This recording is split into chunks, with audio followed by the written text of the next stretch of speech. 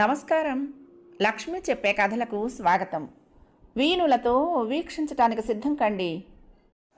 ప్రియ సఖులు, ఇప్పుడు మనం ప్రముఖ రచయిత కీర్తిశేషులు శ్రీ బ్రహ్మరా వెంకట సుబ్బారావు గారు రచించిన నిశ్శబ్ద సంగీతం ధారావాహిక నుండి రెండవ భాగం వినేద్దామండి.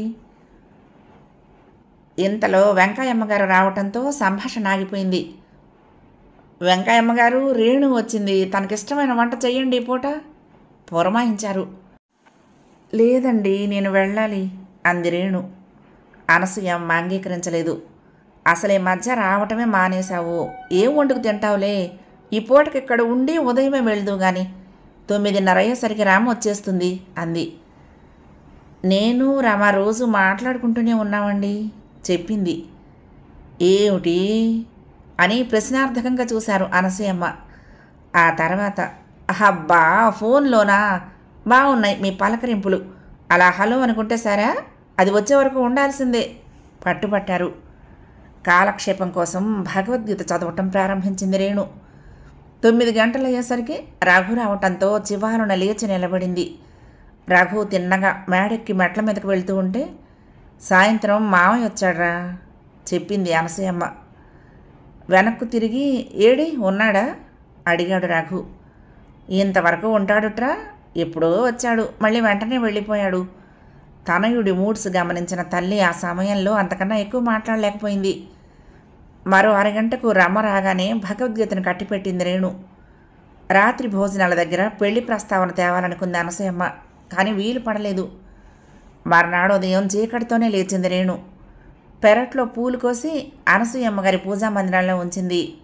కాఫీ తాగుతూ అంది, నాన్నగారికి సుస్థిగా ఉందని తమ్ముడు లెటర్ రాశాడు, నన్ను చూడాలంటున్నారుట అంది.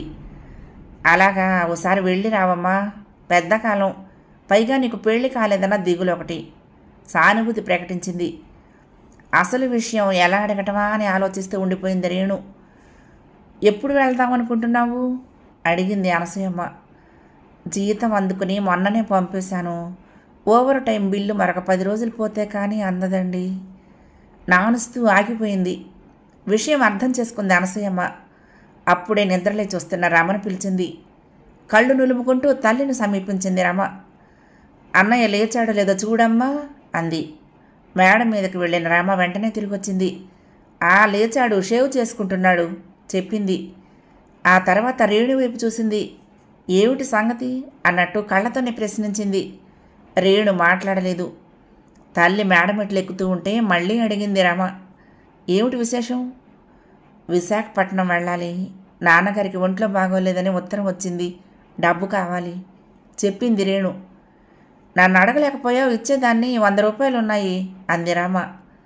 చాలా అన్నట్లు పెదవి విరిచి తల ఊపింది రేణు. చేతిలో చెక్కుతో మేడ దిగింది అనసూయమ్మ. వాడి దగ్గర లేవుట, 400కి చెక్కు రాయించాను, బ్యాంకులో మార్చుకో అంటూ చెక్కు అందించింది. కృతజ్ఞతతో చేతులు జోడించి ఆ చెక్కు అందుకుంది రేణు. గేటు దాకా రేణును సాగనంపారు తల్లి కూతుళ్ళిద్దరూ. డబ్బు ఇంకా అవసరమైతే ఫోన్ చెయ్యి, పంపుతాము, మొహమాట పడకు చెప్పింది అనసూయమ్మ. ఆ పూట అన్నా చెల్లెళ్ళిద్దరూ భోజనం చేస్తూ ఉంటే పెళ్లి విషయం మళ్ళీ ఎత్తింది. నీకు ఉషకి రేపు చైత్రంలో పెళ్లి చేస్తానంటున్నాడు రా మీ మామయ్య, మీ అత్తయ్య తొందర చేస్తోందిట అంది. అత్తయ్య తొందర చేస్తోందా లేక ఏదో అనబోయి ఆ తల్లి కొడుకుల మొహాలు చూసి ఆగిపోయింది రమ. ఎందుకమ్మా అంత తొందర అన్నాడు రఘు నిదానంగా. ఆడపిల్ల గల వాళ్ళకి తొందర ఉండటం సహజంరా, సంబంధమే కుదరని మన రమకు పెళ్లి చేయాలని మనం తొందరపడటం లేదు. అనుకున్న సంబంధం, మేనరికం, పెళ్ళిడొచ్చిన పిల్ల, వాళ్ళు తొందరపడటంలో ఆశ్చర్యం లేదు. నీ ఉద్దేశం ఏమిటో కనుక్కుని చెప్తానని మావయ్యతో చెప్పా. ఉద్దేశమా తాలెత్తి అడిగాడు రఘు. అంటే ఉద్దేశం అంటే నువ్వు కాదంటావని కాదు, ముహూర్తం పెట్టే ముందైనా నీతో చెప్పాలి కదా. తన మాటల్లో పొరపాటు దొర్లినట్టు తెలుసుకున్న అనసూయమ్మ సర్దుకుంది. నా ఉద్దేశం అడుగుతున్నావు కాబట్టి చెప్తున్నానమ్మా, నాకు ఉషని పెళ్లి చేసుకోవాలని లేదమ్మా అన్నాడు. కొడుకు మాటలకు దిగ్భ్రాంతి చెందింది తల్లి. అన్నయ్య మాటలకు తెల్లబోయింది చెల్లెలు. నిశ్శబ్దం ఆవరించింది. రమకి వెంటనే రేణు గుర్తుకొచ్చింది. అన్నయ్య మనసు కానీ రేణు మీద ఉందేమో అని అనుమానపడింది. మన ఉషకేమిరా పసిడి బొమ్మ తేరుకుని అంది అనసూయమ్మ. ఉష అందచాందాలకు ఆకర్షించబడని మగాడు ఉండడమ్మా. ఆమెను పొందినవాడు నిజంగా అదృష్టవంతుడే. అందము ఐశ్వర్యము రెండూ ఉన్నాయి. కానీ ఆమె మనస్తత్వం నాకు నచ్చదమ్మా అన్నాడు. అనసూయమ్మకి మాటలు కరువయ్యాయి. ఏ విధంగానూ జోక్యం చేసుకోలేకపోయింది రామ. ఐశ్వర్యం ఉన్న చోట అహంకారం ఉంటుంది. అహంకారానికి కవల సోదరులు అసూయ ద్వేషాలు. అన్న మాట్లాడుతున్న మాటలకు అచ్చెరు పొందింది రామ. ఒక్కరితే పిల్ల కాబట్టి గారాబంగా పెరిగింది. ఆడింది ఆటగా, పాడింది పాటగా సాగుతుంది. అంతేగాని ఉష అలాంటిది కాదు బాబు. నా మేనకోడలని చెప్పటం కాదు, కానీ తెల్లనివన్నీ పాలు అని నమ్మేంతటి అమాయకత్వం దానిది. ఒట్టి బోళా మనిషి. పెళ్ళి కానంతవరకేరా ఈ పెంకితనాలన్నీ. ఆ తర్వాత ఏమీ ఉండవు. అర్థం లేని అపోహలు పెట్టుకుని మేనర్కాన్ని కాదనుకు బాబు. ఈ పెళ్లి జరిపిస్తానని మీ అమ్మమ్మకు మాట ఇచ్చా, కాదనుకు బాబు బ్రతిమాలింది. వాళ్ళకేమమ్మా డబ్బుంది, మనకన్నా పెద్ద సంబంధాన్ని తేగలడు మావయ్య అన్నాడు. కొడుకు మొండిగా మాట్లాడుతూ ఉంటే తల్లి వెలవెల్లాడింది. నా పిల్లలు నా మాట కాదనరని ఇంతవరకు అపోహపడ్డాను. అది ఒట్టి భ్రమ అని ఇప్పుడు తేలిపోయింది. ఈ ఇంట్లో ఎవరికి వారే స్వతంత్రులు. పెళ్లి చేసుకోవే అంటే అది వద్దంటుంది, ఉద్యోగం చేస్తానంటుంది. నువ్వేమో సంబంధాలు చూడవు, నువ్వు పెళ్లి చేసుకోనంటున్నావు. ఈ బాధరబంది అంతా నా నెత్తిన పెట్టి మీ నాన్నగారు హాయిగా వెళ్ళిపోయారు. నేను పోయినా బాగుండేది. కన్నీరు నింపుకుంది అనసూయమ్మ. కన్న తల్లి కన్నీటికి చెల్లించిపోయారు అన్న చెల్లెళ్ళు. ఉద్యోగం చేయనని చెప్పాను కదమ్మా అంది రామ. దీని గురించి ఇంత బాధపడతావనుకోలేదమ్మా. నా అభిప్రాయం చెప్పాను, కానీ ఉష అంటే నాకేమాత్రం అయిష్టత లేదమ్మా. సరే, నీ ఇష్ట ప్రకారమే కానీ అన్నాడు. పిల్లల మాటలకు మహదానం పొందింది అనసూయమ్మ. నా పిల్లలు నా మాట కాదనరని తెలుసు బాబు. మన పిల్లలు ఆణిముచ్చాలే అంటూ ఉండేవారు మీ నాన్న అంటూ మురిసిపోయింది. పిల్లలకు లడ్డూలు వడ్డించింది అనసూయమ్మ. రేణు విశాఖపట్నం చేరిన 3వ రోజునే తండ్రి మరణించాడు. ఊళ్ళోనే ఉన్న మేనమా వచ్చి ఆదుకున్నాడు. అక్కయ్యని మేనల్లుడిని తన వద్దనే ఉంచుకుంటానన్నాడు. మేనల్లుడికి చదువు చెప్పించి అల్లుడిని చేసుకుంటానన్నాడు. అతని నిర్ణయానికి బంధువులందరూ సంతోషించారు. 1 నెల విశాఖపట్నంలో గడిపి తిరిగి హైదరాబాద్ చేరుకుంది రేణు. రోజులు గడుస్తున్నాయి. మధ్యాహ్నం 2 గంటలు కావస్తోంది. రేడియోలో స్త్రీల కార్యక్రమం వింటోంది రేణు. ఎవరో తలుపు తట్టినట్లు చప్పుడయింది. రేడియో వాల్యూమ్ తగ్గించింది. తలుపు తీయగానే ఎదురుగా ఉష కనిపించింది. ఆశ్చర్యపోయింది. ఆమె లోనికి రావటానికి చోటిచ్చి వీధులకు చూసింది. ఇంకా ఎవరైనా వచ్చారేమోనని. నేనొక్కరితోనే వచ్చా అంది ఉష. పెళ్లి కూతురు గారు ఇంత ఎండలో ఇలా ఒంటరిగా వచ్చారు, ఏమిటి విశేషం? వేళాకోళంగా అడిగింది రేణు. ఏం పెళ్ళో పోనిద్దు విసుగుతల చూపించింది ఉష ఈజీ చైర్లో కూర్చుంటూ. ఆమె మాటలకు విస్తుపోయింది రేణు. ఏం పెళ్లి చేసుకోవా అడిగింది. చేసుకుంటాను. అటు ఇటు చూస్తూ నీ సహాయం కావాలి రేణు అని ఆగి, నీతో ఉండే ఆమె లేదా నెమ్మదిగా అడిగింది. ఆమెది డే డ్యూటీ, నాది నైట్ డ్యూటీ చెప్పింది రేణు. రేణు ప్లీజ్ నీ సహాయం కావాలి అర్థించింది. నా సహాయమా ఆశ్చర్యపోయింది రేణు. అవును, ముమ్మాటికి నీ సహాయమే. ఈ పెళ్ళి నాకు ఇష్టం లేదు రేణు. ఆ మాటకు అదిరిపడింది రేణు. ఏం వేళకోళమా సీరియస్గా అడిగింది. లేదు రేణు, ఇది నిజం. ఈ విషయం ఇప్పటి వరకు ఎవరికి చెప్పలేదు. అమ్మకు కూడా. నువ్వే నన్ను ఆపద నుంచి కాపాడాలి ప్లీజ్ చెయ్యి పట్టుకుని బ్రతిమాలింది. ఏం మాట్లాడాలో ఎలా చెప్పాలో అర్థం కాక మౌనం వహించింది Renu. Please help me Renu ప్రాధేయపడింది. ఏం ఉషా, ఎందుకు ఇష్టం లేదు? మీ బావగారికి కూడా అందము ఐశ్వర్యము ఉన్నాయి. అంతకన్నా కోటీశ్వరుడు భర్తగా కావాలా నీకు అంది. నా పరిస్థితిని అర్థం చేసుకుని ఉంటే ఇలాంటి ప్రశ్నలు వెయ్యవు రేణు. నేను చంద్రశేఖరు ప్రేమించుకున్నాము. అతన్ని బహుశా నువ్వు చూసుండవు అంది ఉష. చంద్రశేఖర? అవును, అతను పెద్ద అందగాడు కాకపోయినా కురూపి మాత్రం కాడు. అతనికి మనసిచ్చాను. అతను నన్ను ప్రేమిస్తున్నాడు. ఆమె వ్యవహారం రేణుకు నచ్చలేదు. ఈ ప్రేమ వివాహాల మీద నాకు మంచి అభిప్రాయం లేదు ఉషా. ఈ కాలంలో యువతి యువకులకు పట్టుకున్న జాడ్యం ఇది. ఎవరైనా ఎర్రగా బుర్రగా కనిపిస్తే వారి మీదకు మనసు పోతుంది. మనసు చంచలమైంది, చపలమైంది కూడా. తరచుగా కలుసుకుంటూ ఉంటే అభిమానం పుట్టుకొస్తుంది. ప్రేమిస్తున్నట్లు భ్రమ కలుగుతుంది. అదొక తృష్ణ. వాంఛలు చెలరేగుతాయి. పిచ్చెక్కుతుంది. ఆలోచన శక్తి నశిస్తుంది. తొందరపడ్డారో అగాధంలో పడినట్లే. మగవారికి ఏ బాధలు ఉండవు ఉషా. ఆడవాళ్లే ఫలితాన్ని అనుభవించాల్సి వస్తుంది. నువ్వు తొందరపడుతున్నావేమో అనుమానంగా జాలిగా అడిగింది రేణు. నోనో, నేనంత అమాయకురాల్ని కాదు. తల అడ్డంగా ఊపింది ఉష. అయితే పర్వాలేదు. ఎంత గడుసువారైనా ఉద్రేకంలో తప్పటడుగులు వేస్తారు ఉషా. నా మాట విని పిచ్చి పిచ్చి ఆలోచనలు కట్టిపెట్టి మీ బావను పెళ్లి చేసుకొని హాయిగా కాపురం చేసుకో. ఈ విషయం ఇంకెవరితోనూ అనకు. నీ శ్రేయస్సు కోరే స్నేహితురాలిగా నా సలహా ఇదే. నచ్చజెప్పబోయింది రేణు. నువ్వు ఆ సలహా ఇస్తావని నాకు తెలుసులే. చికాకు పడింది ఉష. నిదానంగా ఆలోచించు ఉష. నీ భావి జీవితం ఏ బాటలో నడిస్తే ఉజ్వలంగా ఉంటుందో ఊహించుకో. ఒక్కగానొక్క కూతురివి. తల్లిదండ్రులకు ఆవేదన కలిగించకు. మనస్తాపం తెచ్చిపెట్టకు. ఆవేశపడకుండా ఆలోచించు అంది. నేను రోజులు తరబడి ఆలోచించే ఈ నిర్ణయానికి వచ్చాను. నా నిర్ణయం మారదు. సహాయం కోసం వచ్చాను కానీ సలహా కోసం మాత్రం కాదు. నా సహాయం కావాలా? ఏ విధంగా చేయగలను అడిగింది రేణు ఆమె ఎంచుకున్న మార్గం తెలుసుకోవాలని. తప్పకుండా చేయగలవు. ఈ విషయం నీ ద్వారా మా అత్తయ్యకు, ఆమె ద్వారా మా అమ్మకి తెలియాలి. నిర్ఘాంతపోయింది రేణు. నేను కూడా నీలాగే పెళ్లి కాని పిల్లనే ఉషా. కుటుంబంతో చాలా సన్నిహితంగా ఉంటున్నానని నీకు తెలుసు. మీ పెళ్లి తప్పిపోవటానికి నేను కారకురాలునయ్యానన్న అపనిందను నేను భరించలేను. అది మరొక విధంగా పరిగణించవచ్చు. ఈ వ్యవహారంలో నన్ను ఇరికించొద్దు ప్లీజ్ విలవిల్లాడింది రేణు. కొన్ని నిమిషాలు మౌనంగా గడిచాయి. అయితే ఇంట్లో నుంచి పారిపోవటం ఒక్కటే నాకున్న మార్గం అంది ఉష దృఢంగా. ఆమె తెగింపుకు అదిరిపడింది రేణు. నువ్వింత పిరికిదాని అనుకోలేదు ఉష. ఈ పెళ్లి నీకు ఇష్టం లేదని మీ అమ్మగారితో ధైర్యంగా చెప్పేసి. అమ్మో, అమ్మ మొహం చూసి చెప్పలేకుండా ఉన్నాను. వాళ్ళు భావన చేసుకుంటానని కొండంత ఆశతో ఉన్నారు. పెళ్లి ప్రయత్నాలు కూడా సాగిపోతున్నాయి అంది. మరైతే అతనితో లేచిపోతానంటావా? మరొక మార్గం కనిపించడం లేదు. ఉష మాటలకు ఆలోచనలో పడింది రేణు. మొహానికి వచ్చిన చెమటను తుడుచుకుంది ఉష. సీలింగ్ ఫ్యాన్ స్పీడుగా తిరగటం లేదని గమనించింది. లేచు స్పీడును పెంచింది. రేణు ముఖ కవళికలను ఆశగా చూస్తూ ఉండిపోయింది. రేణు ఏం ఆలోచిస్తోంది? ఏమైనా ఉపాయం చెప్తుందా? అత్తయ్య దగ్గర ఆమెకు చనువు ఎక్కువ. మాటల సందర్భంలో ఆ విషయం చెప్పచ్చు. టైం లేదు. ఈ సాయంత్రమే పని కట్టుకుని వెళ్ళి అత్తయ్యతో చెప్పమనాలి.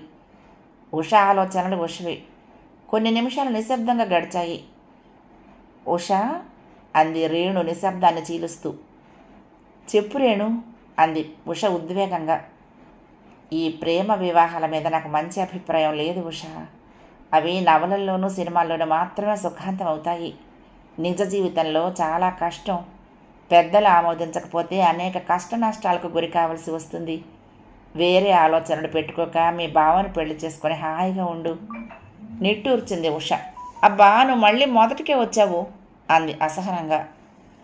నా మాట విను ఉష. వివేకంతో ఆలోచించు. నో, నేను చెప్పాను కదా నీ సలహా కోసం రాలేదని. ఆవేశపడుతూ లేచి నిలబడింది ఉష. అయితే ఏం చేయాలనుకుంటున్నావు? తాను లేచి నిలబడి అడిగింది రేణు. నువ్వు సహాయం చేస్తావేమోనని కొండంత ఆశతో వచ్చాను. ఇక నా పాటలు నేను పడతా. శేఖర్ని చేసుకునేందుకే నిశ్చయించుకున్నా చికాగ్గా అనేసి విసురుగా బయటికి నడిచింది ఉష. ఆదివారాల్లోనూ సెలవు దినాల్లోనూ గోల్కొండ కోట చాలా రద్దీగా ఉంటుంది. కళకళలాడుతూ ఉంటుంది. మామూలు రోజుల్లో విజిటర్లు పలచగా ఉంటారు. ఆ రోజు బుధవారం. జనం చాలా తక్కువగా ఉన్నారు. ఉష, శేఖర్ ఇద్దరూ కొంతవరకు కొండెక్కి ఒకచోట నిర్జన ప్రదేశాన్ని ఎంచుకుని కూర్చున్నారు. గాలి బాగా వీస్తోంది. చెదిరిన ముంగురులు ఉష మొహం మీద పడుతున్నాయి. దగ్గరగా జరిగి ఆమె వదనాన్ని తిలకిస్తున్నాడు శేఖర్. ఉష చాలా అందంగా కనిపిస్తోంది. వచ్చే నెలలోనే నా పెళ్లి చేద్దామనుకుంటున్నారు ఉష సీరియస్గా అంది. వెనక్కు జరిగి నిటారుగా కూర్చున్నాడు శేఖర్. ఇంతటి శుభవార్త చెప్తూ అలా ఆముదం తాగిందల్లా మొహం పెట్టావెందుకు అన్నాడు ఆశ్చర్యంగా. అబ్బా ఆశ, పెళ్ళి నీతో కాదు మా బావకిచ్చి చేస్తామంటున్నారు షాక్ తిన్నాడు శేఖర్. నువ్వు ఒప్పుకున్నావా? నా అంగీకారం అడిగారు కనుక నా చెప్పటానికి. అయితే పర్వాలేదులే అన్నాడు తేలిగ్గా. అంటే నిన్ను అడిగినప్పుడు వద్దని చెప్పేయి. ఏం చెప్పాలి? అదే శేఖర్ని తప్ప నేనెవ్వరిని చేసుకోనని చెప్పేయి. నన్ను అడగకపోతే? శేఖర్ గొంతులో పచ్చి వెలక్కాయ పడింది. ఇదే వచ్చింది మన వాళ్ళతో. పిల్ల నచ్చిందా అని మగవాడిని అడుగుతారు, ఆ అబ్బాయి బాగున్నాడా అని అమ్మాయిని అడగరు.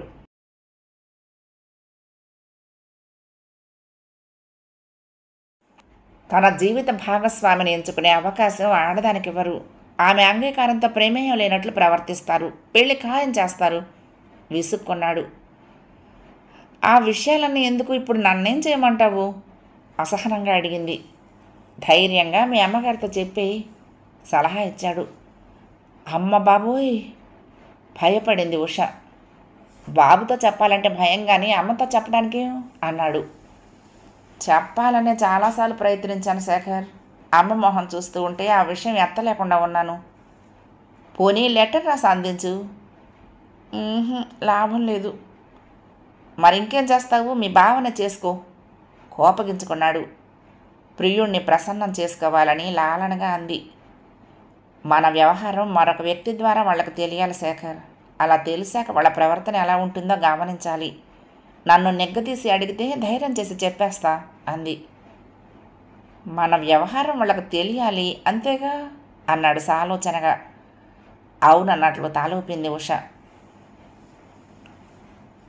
భర్త ఫోన్లో చిరబురులాడుతూ ఉంటే హాల్లోకి వచ్చింది పార్వతమ్మ. కోపంగా రిసీవర్ని క్రెడిల్ మీదకు విసిరేశాడు రామనాథం. భర్త కోపానికి కారణం తెలియక కంగారు పడింది పార్వతమ్మ. వెనక్కు తిరిగి భార్యను చూసి ఉషనిలా పిలు గర్జించాడు. అంత కోపంలో భర్తను ఎన్నడూ చూడని పార్వతమ్మ భయంతో గడగడలాడింది. ఇంట్లో లేదు, వాళ్ళ అత్తయ్య గారింటికి వెళ్ళింది చెప్పింది నెమ్మదిగా. మేనత్తింటికి వెళ్ళిందా? చంద్రశేఖర్ అంతా షికార్లు కొట్టడానికి వెళ్ళిందా?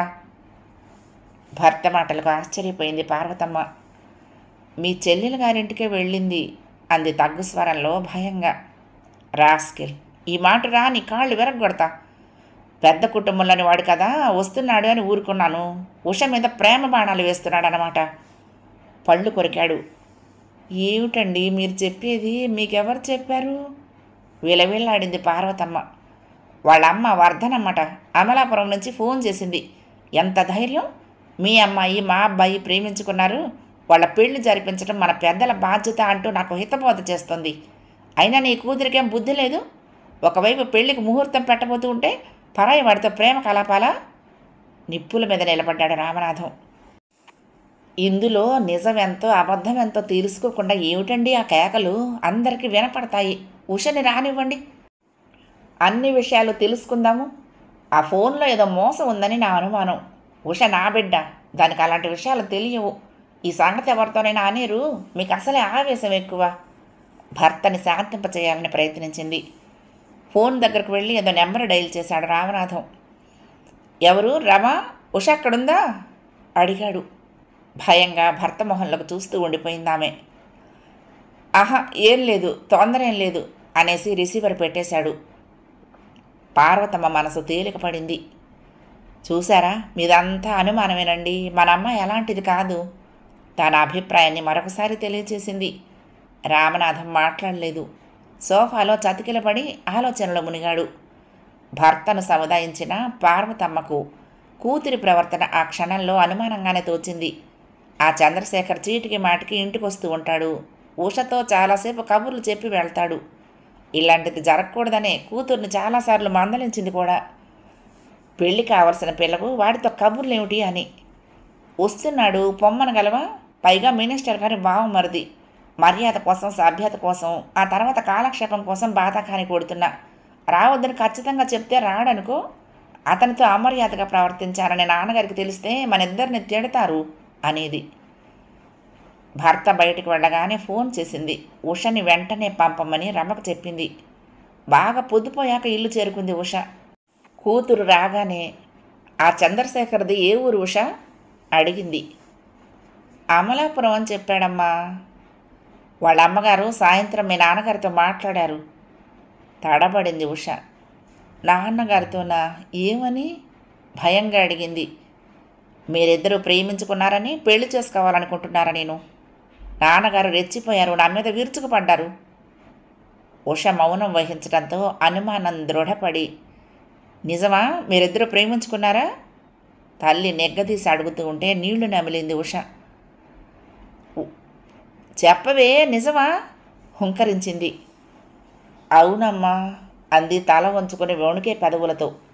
కూతురు జవాబు కదిరిపడింది తల్లి. ఎంతకు తెగించావే? నాతో ఒక్క మాటైనా చెప్పావా? నోరు నొక్కుకుంది పార్వతమ్మ. ఉష నేల చూపులు చూస్తూ ఉండిపోయింది.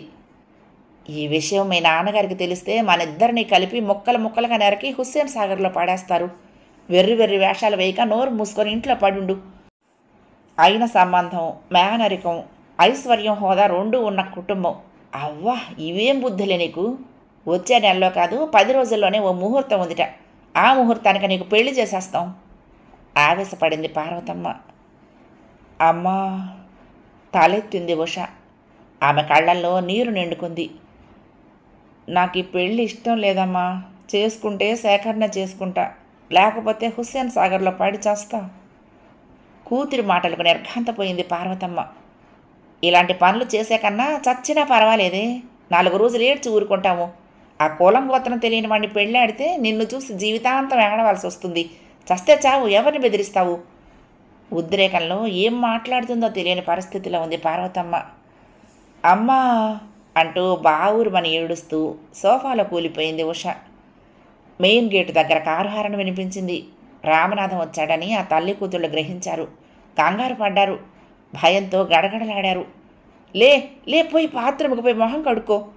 కూతుర్ని లోపలికి పంపించింది పార్వతమ్మ. నాన్నగారికి ఏమి సమాధానం చెప్పుకు, ఎదురు జవాబులు చెప్తే మరీ రెచ్చిపోతారు. లోనికి పోతున్న కూతుర్ని హెచ్చరించింది. భర్త హాల్లోకి ప్రవేశిస్తూ ఉంటే కంగారును కప్పిపుచ్చుకుంటూ ఎదురుగా వెళ్ళింది. హాల్లోకి అడుగు పెడుతూనే రామనాథం ప్రశ్నించాడు, ఉష వచ్చిందా అంటూ. జవాబు చెప్పలేదు పార్వతమ్మ. ఏమిటండి అంత హడావుడిగా ఉన్నారు? కూర్చోండి, కాఫీ తెస్తాను అంది సాఫీగా. కాఫీ వద్దు, అర్జెంటుగా నాగార్జున నగర్కి వెళ్ళాలి. అక్కడ కూలీలు కొట్టుకున్నారట. ఎంత రాత్రికైనా తిరిగి వస్తా. ఈ సంగతి చెప్పడానికి ఫోన్ చేశా. ఎంతసేపు రింగ్ అయినా ఆన్సర్ చేయలేదు. ఇంట్లో లేవా? అప్పుడు జ్ఞాపకం వచ్చింది పార్వతమ్మకి, కూతురితో మాట్లాడుతూ ఉంటే ఫోను చాలాసేపు మోగిందని. లేదండి, మేడ మీద గులాబీ మొక్కలకి నీళ్లు పోస్తున్నా, ఇప్పుడే కిందకి దిగా చెప్పింది. సరే, ఎంత రాత్రైనా తిరిగి వచ్చేస్తా అని 4 అడుగులు వేసి వెనక్కి తిరిగి మళ్ళీ అడిగాడు. ఉష ఇంటికి ఇంకా రాలేదా అని. లేదండి, వదిన ఫోన్ చేసింది. భగవద్గీత చదివించుకుంటే ఉందిట. భోజనం అయ్యాక పంపిస్తానని చెప్పింది తడబడుతూ అంది. సరే అని సంతృప్తి పడి గబగబా కారుకి వెళ్ళిపోయాడు. కారు కదిలాక కానీ పార్వతమ్మ గుండెదట తగ్గలేదు. తన గదిలో బోర్లా పడుకుని ఏడుస్తున్న కూతుర్ని చూసి పిచ్చి పిల్ల అనుకుంది. రాత్రి పడుకునే ముందు కూతురు టానిక్ కలిపి అందిస్తూ ఉంటే, రేపొద్దున నువ్వు అత్తారింటికి వెళ్ళిపోతే నా ఆలనా పాలన ఎవరు చూస్తారు తల్లి? మీ నాన్నగారికి ఎప్పుడూ కాంట్రాక్టుల గొడవే, ఒక్క క్షణం ఇంటి పట్టున ఉండరు అంది. నేనెక్కడికి వెళ్ళను కదమ్మా అంది తల్లి పక్కనే మంచం మీద కూర్చుంటూ ఉష. పెళ్లి చేసుకుని అత్తారింటికి వెళ్ళవుటే? ఆశ్చర్యపోయింది పార్వతమ్మ. నేను అసలు పెళ్ళే చేసుకున్నమ్మా. అంటే ఆ బికారిలా తిరిగే శేఖర్ని పెళ్లి చేసుకుంటామన్నమాట? ఆవేశపడింది తల్లి. అమ్మా, అతనికి మనసిచ్చాను. కోరిన వరుణ్ణి పెళ్లి చేసుకోవాలని, హాయిగా ఆనందంగా జీవించాలని అందరి కన్నెపిల్లల్లాగే కలలు కన్నాను. నాకు నచ్చినా నేను మనసిచ్చిన వాడితో వివాహం కుదరదని మీరు అంటున్నారు. ఒకరికి మనసిచ్చి వేరొకరిని కట్టుకుని జీవితాంతం ఆత్మవంచన చేసుకుని నటించలేనమ్మా. కపట ప్రేమ చూపిస్తూ కాపురం చేయలేనమ్మా. కన్నెపిల్లల కోరికలు ఎలా ఉంటాయో నీకు తెలియనివి కాదమ్మా. కన్న తల్లితో కాక మరెవరితో చెప్పుకోగలనమ్మా. తల్లి ఒడిలో తలదూర్చి వలవలా ఏడ్చింది ఉష. తల్లి హృదయం తల్లడిల్లింది. ఒడిలో వెక్కి వెక్కి ఏడుస్తున్న కూతుర్ని లేవదీసి అనునయించింది. లేమ్మా లే, ఎలా జరిగేది అలా జరుగుతుంది. కానీ ఒక్క సంగతి, మీ నాన్నగారికి మాత్రం వీలు చూసుకుని నేనే మాట్లాడతాను ఆయనతో. నువ్వెదురు సమాధానం చెప్పక వెళ్ళు అంది. ఉష మనసు ఊరట పడింది. ఉషకు తెలివొచ్చేసరికి బాగా పొద్దెక్కింది. బ్రష్ తీసుకుని గది బయటకు వెళ్ళింది. పక్క గదిలో ఉన్న తండ్రికి కాఫీ తీసుకుని వెళ్తూ తల్లి కనిపించింది. రాత్రి తండ్రి తిరిగొచ్చాడని గ్రహించింది. తల వంచుకుని నెమ్మదిగా గుమ్మం దాటింది. తండ్రి ఎక్కడ చూస్తాడో, చూసి పిలుస్తాడేమోనన్న భయం. బాత్రూమ్ నుండి తిరిగి వస్తూ తల్లిదండ్రుల మాటలు వినిపించడంతో గుమ్మం దగ్గర ఆగిపోయింది. చంద్రశేఖర్ మినిస్టర్ గారి బావమరిది కదా, మంచి సంబంధమే, ఒకసారి ఆలోచించండి. తల్లి తండ్రికి సలహా ఇస్తుంది.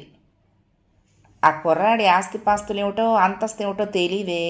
మినిస్టర్ గారికి ఏ ఆస్తిపాస్తులు లేవుట. 4 డబ్బులు సంపాదించుకునే రోజులే అయినా ఆయన దేనికి ఆశపడడు.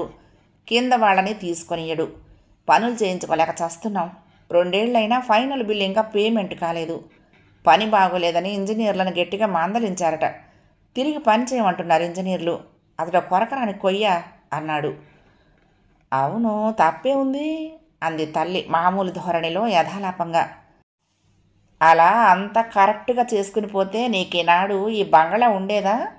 మునుపటిలాగే ఆ అద్దె కొంపలోనే ఉండాల్సి వచ్చేది. కారులో కాదు, రిక్షాల్లోనూ ఆటోల్లోనూ తిరగాలి, తెలిసిందా? చికాకు పడ్డాడు తండ్రి. భర్తను అనవసరంగా రెచ్చగొట్టినందుకు నొచ్చుకుంది పార్వతమ్మ. సముదాయించడానికి ప్రయత్నించింది. పోనీయండి, ఆ గొడవలు ఎప్పుడూ ఉండేవే. కాకపోతే మరి కాస్త ఖర్చు అవుతుంది. ఒకదానిలో వస్తుంది, మరొక దానిలో ఏమీ మిగలదు. భర్తను ప్రసన్నం చేసుకోవాలనుకుంది. అబ్బాయి బిఏయో ఏదో పాస్ అయ్యాట అంది. ఎంఏ పాస్ అయ్యానని చెప్పాడు అన్నాడు తండ్రి. ఎంఏ పాస్ అయిన వాడికి ఉద్యోగం దొరకపోదు. వాళ్ళ బావగారే వేయిస్తారు. మంచి ఆఫీసర్ ఉద్యోగం. మంచి స్థితిపరుల్లాగే కనిపిస్తున్నాడు. అయినా మనకున్నది ఒక్కర్తే కూతురు. వాళ్ళ ఆస్తితో మనకేం పని ఉందండి? మన ఆస్తి అంతా ఉషకే కదా అంది పార్వతమ్మ. మేనరికం కాదని రేపొద్దున నా చెల్లెలకి ఎలా మొహం చూపించమంటావు అన్నాడు. నేనొకటి చెప్తా వినండి అంది నిదానంగా పార్వతమ్మ. ఏమిటే? ఆతృత పడ్డాడు రామనాథం. మనక మగ సంతతి లేదు. ఎల్లకాలం ఇలా ఉండిపోము. ఆ అబ్బాయిని ఇల్లెరక వచ్చే మందం. మీకు సాయంగా ఉంటాడు. అల్లుడు కూతురు మన కళ్ళ ముందే తిరుగాడుతూ ఉంటారు. అతనికి ఉద్యోగం లేకపోతే అబ్బాయి మొహం చూసైనా 4 పెద్ద కాంట్రాక్టులు ఇప్పిస్తారు మినిస్టర్ గారు. పెళ్ళయ్యాక అంత కఠినంగా వ్యవహరించరు. ఆవేశపడకుండా కాస్త నిదానంగా ఆలోచించండి. మేనరికమని వల్లమాలని అభిమానానికి పోతే అంత్యదశలో మనం అగచాట్లు పడాల్సి వస్తుంది. డబ్బు ముఖ్యం కాదు. ఆఖరి కాలంలో మనల్ని కనిపెట్టుకుని చూసేవాళ్ళు కావాలి. ఆలోచనలో పడ్డాడు రామనాథం. టిఫిన్ తయారైందేమో చూసొస్తా అంటూ బయటపడింది పార్వతమ్మ. తేలిక పడిన హృదయంతో తల్లిని అనుసరించింది ఉష. 3 రోజులు గడిచాయి. తండ్రికి ఎదురు పడకుండా మసిలింది ఉష. రామనాథం ఇంటి దగ్గర ఉండటమే అరుదు. ఉదయం 8 గంటలకు బయలుదేరతాడు. 1 గంట ప్రాంతంలో భోజనం చేసి 1 గంట విశ్రమించి తిరిగి వెళ్తాడు. 10 గంటలు దాటాక రాత్రి ఇల్లు చేరుకుంటాడు. ఆఫీసులకి, వర్క్ స్పాట్కి తిరుగుతూ ఉంటాడు. చాలా బిజీ మనిషి. రాత్రి 10:30 అయింది. భర్త భోజనం ముగించి గదిలోకి వెళ్ళాడు. తక్కిన పనులు గబగబా ముగించుకుని భర్త గదిలోకి వెళ్ళింది పార్వతమ్మ. ఉష నిద్రపోతోంది. భర్తతో ఏ విషయమైనా మాట్లాడటానికి పార్వతమ్మకు అదే అరుదైన సమయం. కుర్చీ లాక్కుని భర్తకు ఎదురుగా వేసుకుని కూర్చుంది. ఆయన న్యూస్ పేపర్ చూస్తున్నాడు. భార్య రాకను గమనించాడో లేదో తెలియదు. అబ్బా, ఈ పేపర్ని కాస్త పక్కకు పెడుదురు విసుక్కుంది. పేపర్ పక్కన పెట్టి ఏం కావాలన్నట్లు భార్య వైపు చూశాడు రామనాథం. ఏం ఆలోచించారండి అడిగింది. ఏ విషయం? అదేనండి, మన ఉష పెళ్లి సంబంధం విషయం. భర్త మతి మరుపుకు చిరాకు పడింది. ఆలోచిద్దాం, తొందరపడితే ఎలా? ఇలా ఆలోచిస్తూ రోజులు గడిపితే ఆ కుర్రాడిని చక్కా ఎవరో ఎగరేసుకుపోతారు. మినిస్టర్ గారి బావమరిది, అందమైన వాడు, పైగా చదువుకున్నవాడు. లక్షలకి లక్షలిచ్చి పిల్లనిస్తామంటారు. మన అదృష్టం కొద్దీ అతనే చేసుకుంటానంటున్నాడు. ఓసారి వెళ్ళి మంత్రి గారిని కలవండి. భర్తను తొందర చేసింది. కనుక్కోవటం ఎందుకు? ఇద్దరు పెళ్ళికి ఇష్టపడ్డారుగా. పోతే ఉషను అతనికిచ్చి పెళ్లి చేయటమా మానటమా అని ఆలోచిస్తున్నా అన్నాడు. భర్త మళ్ళీ మొదటికి రావటంతో పార్వతమ్మకు కోపం వచ్చింది. అయినా బయటపడలేదు. అంతకన్నా పెద్ద సంబంధం తేగలటండి మీ కూతురికి అంది. రామనాథం మౌనం వహించాడు. కొంతసేపు నిశ్శబ్దంగా గడిచింది. ఈరోజు మధ్యాహ్నం శేఖరం వచ్చాడు. చటాలను తలెత్తి భార్య వైపు చూశాడు రామనాథం. ఏమన్నాడు అడిగాడు. ఏమంటాడు, నేనేమైనా అడిగితే కదా మామూలుగా ఉషతో ఓ అరగంట మాట్లాడి వెళ్ళాడు. చాలా పొరపాటు చేశాను పార్వతి. ఆయన మాటల్లో పశ్చాత్తాపం ధ్వనించింది. ఏం జరిగిందండి? పార్వతమ్మకు అర్థం కాలేదు. ఆనాడు ఆఫీసు నుండి తిరిగి వస్తూ ఉంటే శేఖర్ నా కారు దగ్గర నిలబడ్డాడు. మంత్రి గారి బావమరిది కదా అని మర్యాద కోసం లిఫ్ట్ కావాలా అని అడిగాను. కారు ఎక్కాడు. ఇంటి దాకా వచ్చాడు కదా అని లోపలికి ఆహ్వానించాను. అదే నేను చేసిన పొరపాటు. అప్పటి నుండి రోజు మన ఇంటికి రావటం, ఉషతో బాతాఖాని కొట్టడం మొదలుపెట్టాడు. అదేగా ఇంతవరకు వచ్చింది. ఏమీ పొరపాటు లేదు. మన అమ్మాయి అదృష్టం బాగుండి అతను మనకు తటస్థపడ్డాడు. వేరే ఆలోచనలు పెట్టుకోకండి. రేపు అతని అభిప్రాయం ఏమిటో కనుక్కుందాము. ఆ తర్వాత నెమ్మదిగా మీ చెల్లెలకు నచ్చ చెప్పొచ్చు. తేలిగ్గా తేల్చి పారేసింది పార్వతమ్మ. మర్నాడు మధ్యాహ్నం ఎక్కడికి వెళ్ళలేదు రామనాథం. 4 గంటలు వేళప్పుడు శేఖర్ వచ్చి ఉష గదిలోకి వెళ్ళాడు. ఆ సమయంలో రామనాథం తన గదిలో నిద్రపోతున్నాడు. భర్తను లేపింది పార్వతమ్మ. శేఖర్ రాకని వివరించింది. 1 గంట గడిచింది. హాల్లో సోఫాలో కూర్చున్నారు రామనాథం. ఉషా శేఖర్లిద్దరూ మేడమెట్లు దిగుతూ కనిపించారు.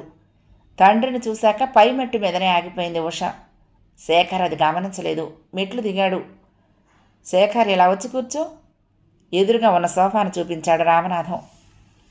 భర్త పక్కనే సోఫాలో కూర్చున్న పార్వతమ్మ లేచి ఎడంగా నిలబడింది. తండ్రి ప్రశాంతంగా కనిపించడంతో ధైర్యం చేసి నెమ్మదిగా మెట్లు దిగింది ఉష. ఎదురుగా ఉన్న సోఫాలో ఆసీనుడయ్యాడు శేఖర్. తండ్రికి వెనకగా శేఖర్కి తల్లికి ఎదురుగా నిల్చుంది ఉష. నీ ఉద్యోగ ప్రయత్నం ఎంతవరకు వచ్చిందోయ్ పలకరించాడు రామనాథం. చిన్నగా నవ్వి చెప్పాడు శేఖర్. నాకేమో ఉద్యోగం చేయాలని ఉందండి. బావగారు వద్దంటారు. ఇంటి పట్టున ఉండి వ్యవసాయం చూసుకోమంటారు. అమ్మ కూడా అలాగే అంటుంది. అక్క వాళ్ళకి వంత పాడుతుంది. ఎంఏ పాస్ అయి పొలం దున్నుకోవటమా అని ఆలోచిస్తున్నాను అన్నాడు. ఏ పాటి వ్యవసాయం ఉంటుంది బాబు? మధ్యలో కలక చేసుకొని అడిగింది పార్వతమ్మ. మా తండ్రి గారికి నేను ఒక్కడనే కొడుకును. ఆయన పోతూ 50 ఎకరాల మాగాణి, 40 ఎకరాల కొబ్బరి తోట మిగిల్చారు. అంత వ్యవసాయం నేను చూసుకోగలనా చెప్పండి అన్నాడు. ఆశ్చర్యపోయింది పార్వతమ్మ. నోట మాట రాలేదు కొంతసేపు. భర్త మొహంలోకి చూసింది. ఆయన సుముఖంగానే ఉన్నట్లు తోచింది. కొండంత బలం వచ్చింది. అయితే ఏం చేద్దామనుకుంటున్నావు బాబు? ఆనందాన్ని అణుచుకుంటూ అడిగింది. ఆలోచించానండి. పెద్దవాళ్ళు చెప్పినట్లుగానే నడుచుకోవాలనుకుంటున్నా. ఇక్కడ పట్టణంలో ఉద్యోగం చేస్తూ కూర్చుంటే అక్కడ వ్యవసాయం తగలబడుతుంది. ఏమంటారు అన్నాడు. నిజమే అన్నాడు రామనాథం సాలోచనగా.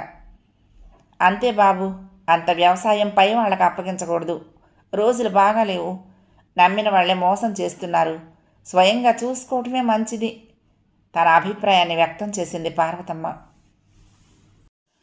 2వ భాగం సమాప్తం.